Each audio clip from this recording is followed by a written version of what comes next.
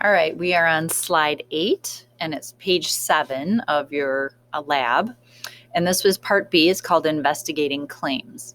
So you hear many claims made every day. Advertisers make claims about the usefulness or effectiveness of their products. And that's how they get you to buy stuff. Your friend may claim to be able to do something that you do not think he or she can really do. Do you believe all the claims that people make? Have you ever bought a product based on a claim made in an advertisement only to find out the product did not work as you expected it to?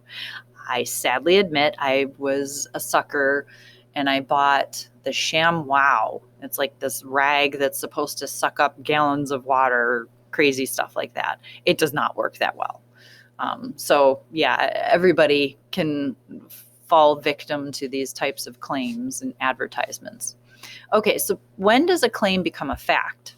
Scientists look for evidence to support or refute a claim. Evidence can help you determine which claims are facts and which are opinions or even misrepresentations.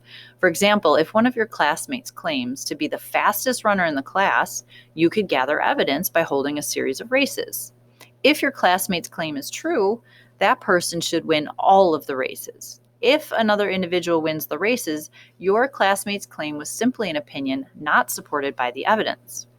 In this part of the lab activity, you will conduct an investigation to determine which of two opposing claims can be supported with evidence. First, read the section below. It describes two opposing claims, and then investigate to see which claim, if either one, it may not be either one, which one might be supported. So these are conflicting claims about the effect of exercise on the rate of clothespin squeezing. And I'm going to pause here for a second and have you pay attention to something. Where it starts here with the effect of exercise on the rate of clothespin squeezing, I want you guys to, you can highlight this on your own version. You're going to highlight this part, starting with the, and this whole part. It's going to come back later, and you're going to need that phrase, okay? So here's our claims. Student A claims that a person will be able to squeeze a clothespin more times in a minute if the person exercises first. Student A suggests that exercising produces a faster pulse rate, which indicates that blood is getting to the muscles faster. And so they're saying, full body exercise, pulse rate increases. That means your heart rate is increasing. That means your muscles are getting oxygen and nutrients faster. Student B claims that a person will be able to squeeze a clothespin more times in a minute if the person does not exercise first.